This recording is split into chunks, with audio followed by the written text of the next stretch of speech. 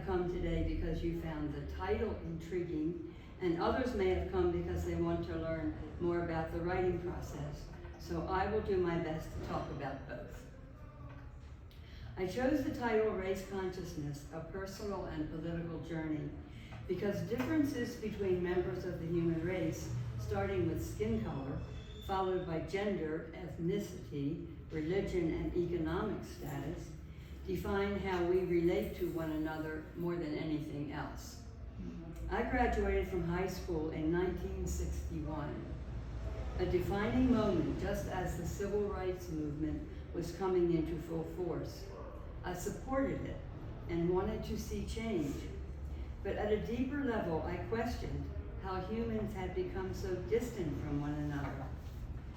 The search for answers took me a lifetime, and that is the journey of this book, which is actually 3 journeys. For me, as a memoir writer, to tell you that story, I first had to live it, the first journey. During my early 20s, I was curious, but not fully aware, that the racial and gender divide would play such a dominant role. I was just living my life, school, husband, job, coasting. That changed when I met my second husband, an African American. He was political and we struggled. While ultimately successful in both work and political adventures, I experienced the daily impact of discrimination based on skin color. I was no longer coasting, I was becoming conscious. By 40, I witnessed the Soviet invasion of Czechoslovakia, arriving in Prague 4 hours before the Russian troops. Worked at the highest level of Native American tribal government, become a lawyer, and helped to lead Jesse Jackson's 1984 presidential campaign in New Mexico. I became aware that I might have a unique story to tell about how civil life in the United States had become so divisive. Although I was seeing my life through a new pair of lenses, writing was not a priority. I still had children to get into college, including one who was mobility impaired, and aging parents to attend to. I also had to rebuild my career after some years out of the legal practice. There wasn't time to think, and memoir writers need to think. Was I serious about the project? What was the goal? Who will be affected? Am I capable of doing it? And what about time and cost? After weighing the rational issues, the emotional ones are next.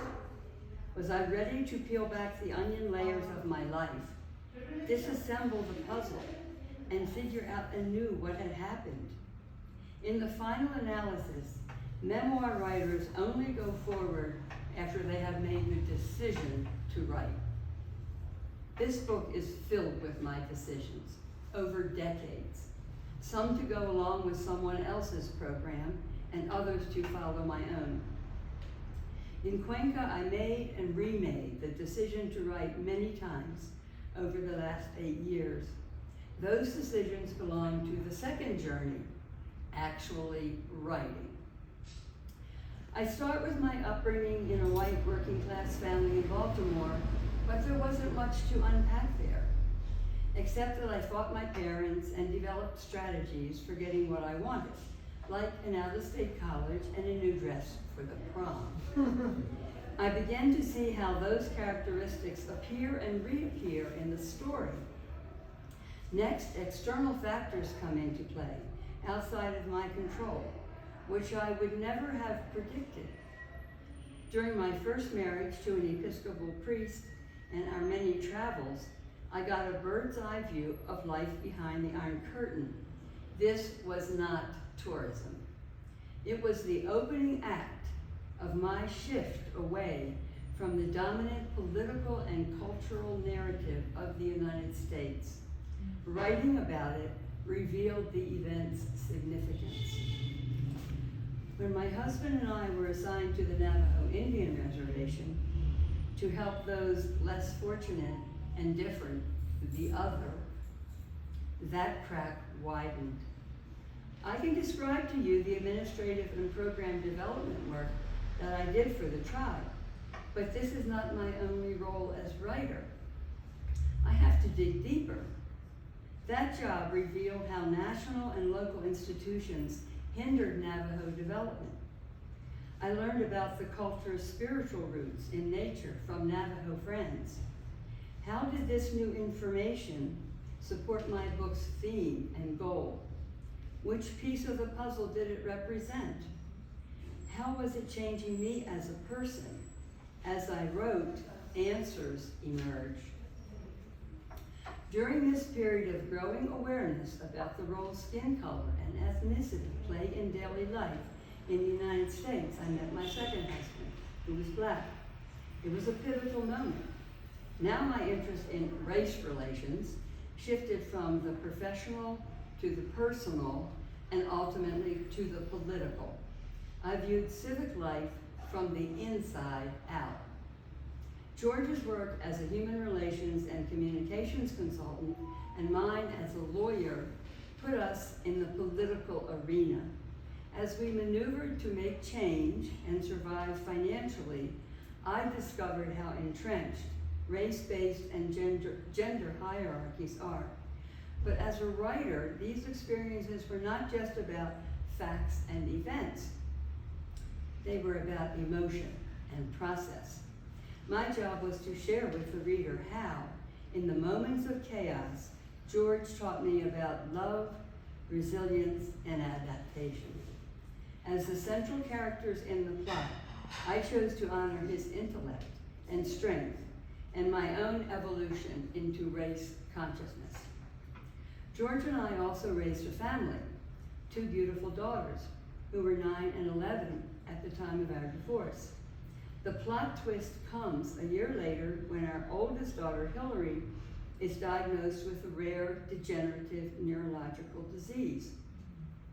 How will my experience as fighter and strategist inform my role as mother? This was perhaps the hardest part of the story to dissect and present. I had to revisit my daughters and my relationship and my decisions as they related to their well-being many times. This was particularly difficult considering the choice to restart my legal career overseas. Hillary's passing began while I was working in Italy and she was finishing college. To tell that story, I did the inner work to bring my relationship with her to a peaceful resolution. During her teenage years, I thought I was guiding her. Memoir writing revealed that she was the master teacher. My job was to share that revelation and moment of spiritual growth with the reader. That brings me to the third journey, mastering the technical aspects of memoir writing. It is not enough to reveal your life and then neatly wrap it back up.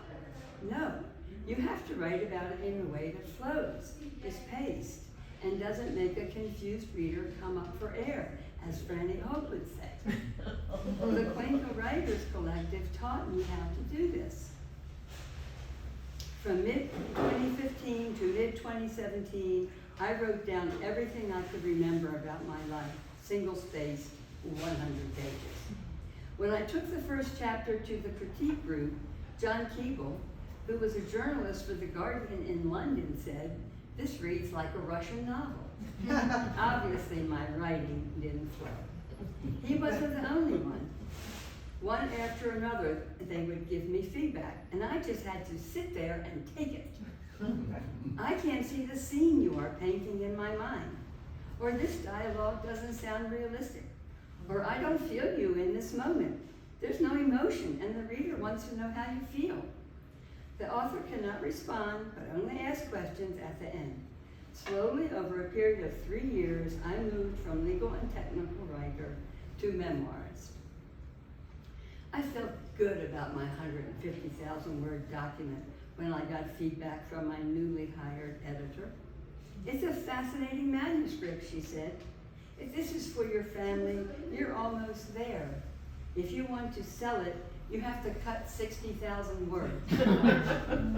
Once again, I had to make a decision. I will never forget the day. I needed the beauty of Ecuador to reflect. I was sitting in the big pool at Nova Aqua in Baños when I decided to do the work and rewrite. For example, 5 opening chapters were condensed into one. I had developed a writing ability that enabled me to sum up my relationship with my mother in one sentence. It became a better book. In conclusion, sales and satisfaction were not the only reasons for my decision to keep writing and rewriting. I wanted the reader to view my story in a historical context. This journey covers 7 decades, from the end of World War II to the current era, and is a first-hand account of how the forces of racism and sexism shaped my life. My education didn't come from cable news or social media. I trust my level of consciousness about the political impact and consequences of racism and sexism because it grows out of my lived experience. I was uniquely positioned close to historical events as they unfolded. Thus, the memoir is a history lesson that can better inform our understanding of the United States of America today. Interesting.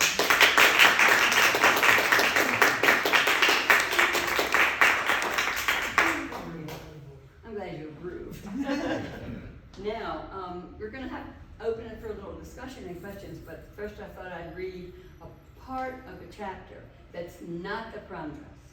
Yes, please. Okay, so this is called, Not what? this is not the prom dress chapter. People have read that already. So this is the first chapter of When I Arrive in Rome, and it's called Embracing Rome. So I'll read about a third of it. Okay. If I'd been the Pope that July morning when the plane touched down at Rome's International Airport, I would have kissed the ground. I didn't, to avoid drawing attention to my one-way ticket and no visa. But I was in Italy, a place where I'd experienced warmth, beauty, and a quality of life that could soothe a troubled heart.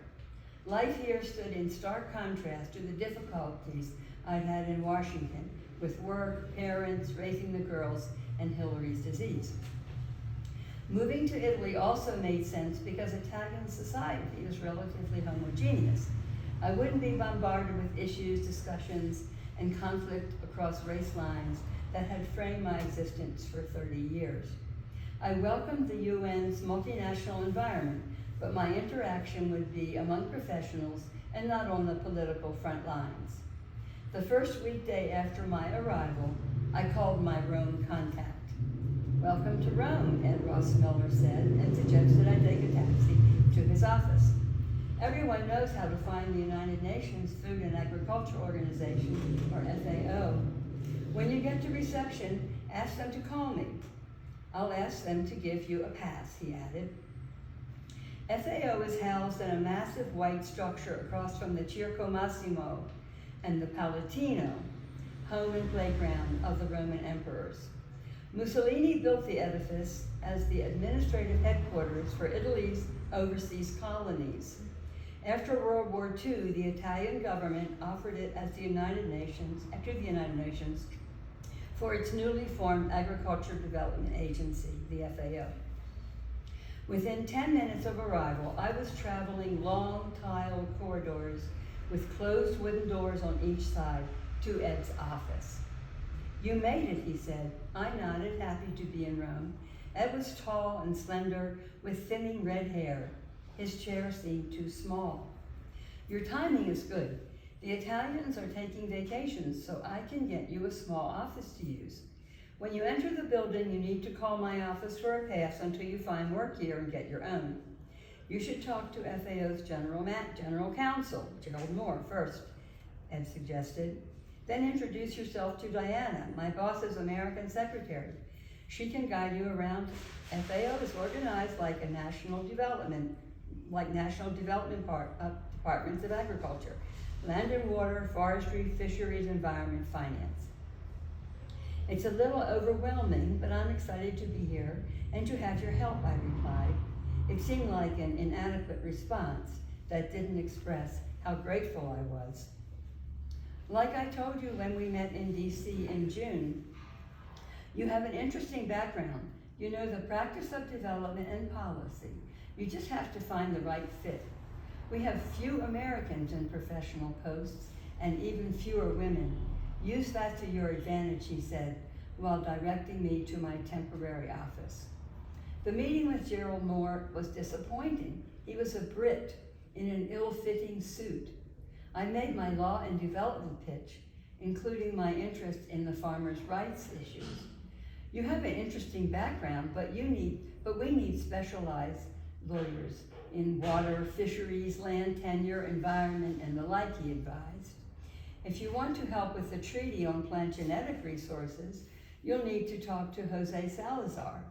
He's secretary of the commission that oversees the current treaty. Everyone calls him Pepe, he said, ending the conversation.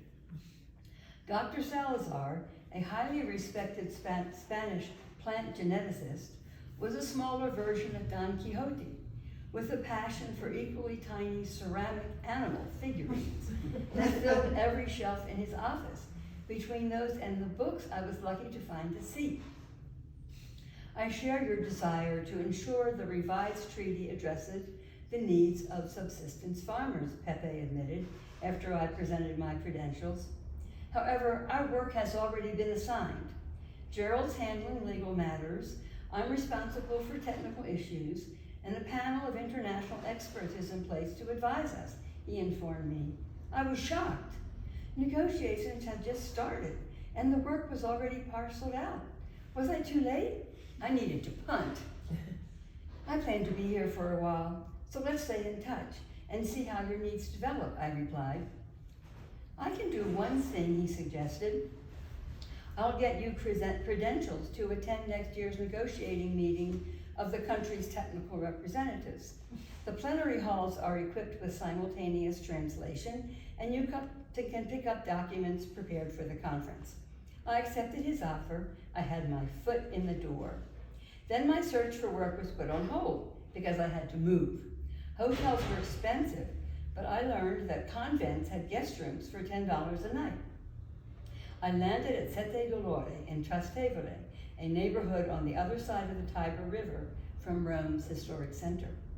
The 17th century convent sat behind a high stone wall, halfway up a curving hilly road that led to a long, narrow park overlooking Rome. I rang the bell, and two large doors opened to reveal a courtyard. A short, stout nun opened the door to the main house. When she realized we didn't speak the same language, she indicated I should wait. Within minutes, a slender, professionally dressed woman appeared and asked how she might assist. Her name was Lucia. She showed me to a clean room with a bath that was available for 10 days. That would take me to the end of July. If you need anything during your stay, let me know. I work for Italy's Department of Education, and I'm here every evening. I rent a room upstairs, she said. Thank you. I wish my Italian were as good as your English, I replied. I can help with that. Let's talk after you get settled, she said. It must have been the charming influence of the convent that enabled me to reflect on my progress to date. Since work efforts were not bearing fruit, I decided it was time to call on the universe for help. I needed to go to church. St. Paul's Within the Walls was founded in the late 1800s and endowed by wealthy Americans such as Rockefeller and Carnegie, who traveled to Europe. It was the first Protestant church built within the walls of Rome and has been given national historical status under Italian law. As soon as I entered the church that Sunday morning, I felt at home. The seats were filled with humanity's rainbow. The Reverend Michael Vono intended that his church be open to all races, nationalities, and ethnic groups. St. Paul's conducted a Spanish service after the main Sunday service, and operated a weekday refugee center in the basement, complete with foot washing basins for Muslim clients. I waited until the receiving line had emptied to introduce myself. I'm Carol Leutner, and I've just arrived from Washington, D.C. I'm thrilled to find a church as diverse as this, I said. I'm happy to meet you and glad you're here, he said. We're international, with Africans, South Americans, Italians, and Americans. How long are you staying, he asked. Michael Vono was my height, with a rosy, round face, gray eyes, and salt and pepper hair that reminded me of a Brillo. As long as I can, I replied. I hope to find work as an international lawyer at FAO. Before I could finish the sentence, we were interrupted by a short, dark-skinned man with closely cropped hair walking towards us and wearing his acolyte robe. What, you want to just come here and find a job at FAO? He asked Dominique before introducing himself. That's impossible. I'm a statistician at FAO. We have experts from all over the world, like me from Liberia, who have spent decades working in their field. No one gets hired by just coming here, he admonished. I'm going to try, I replied. Don't discourage her, Father Michael said. I need her to join the congregation. Could you help organize a welcome table for visitors on Sunday, he asked. I nodded. Okay, Dominic said, changing his tone. When you're at FAO, give me a call. I'll take you to lunch and introduce you to people. Do you need a place to stay, Michael asked. My secretary is going to the States in August and needs a dog sitter. You could live at her place for a month and work part-time in the office, he suggested. Church was more than inspiring. Within a week of my first visit, I not only had another English-speaking multicultural network, but also a part-time job and rent-free apartment. The evening before my departure from the convent, Lucia and I arranged for her to teach me Italian at no cost. She said it'd be practice for when she retired and taught English to Italians. And all of this happened within a month of my arrival. Wow.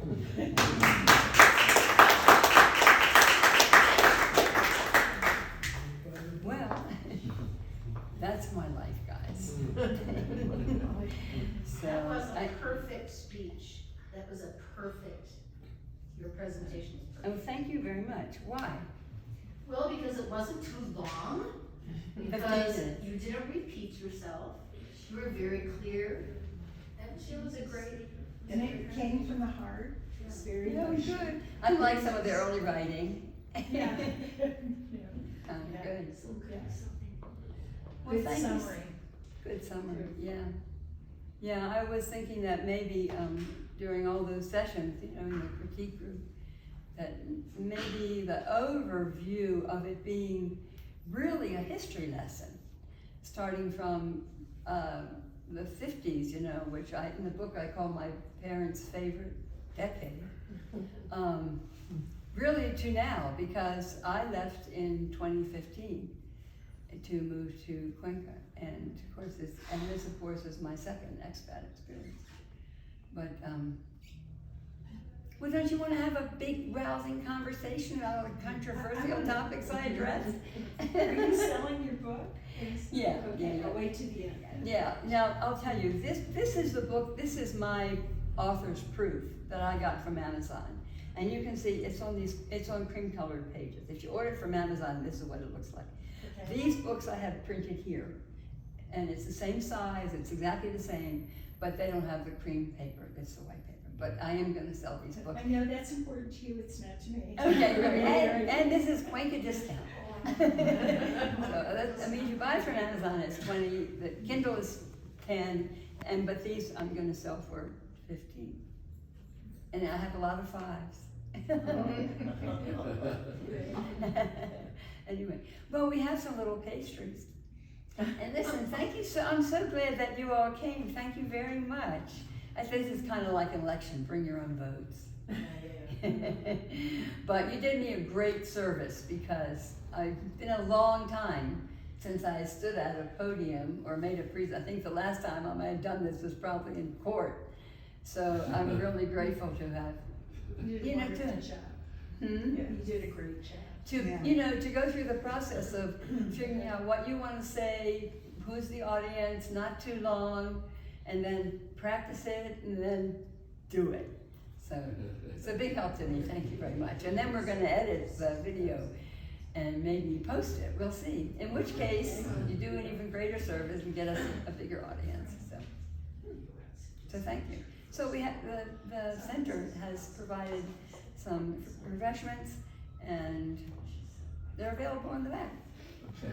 Thank you, Any Carol. questions? Oh, yeah, no, nobody, yeah, I wanna have a big conversation.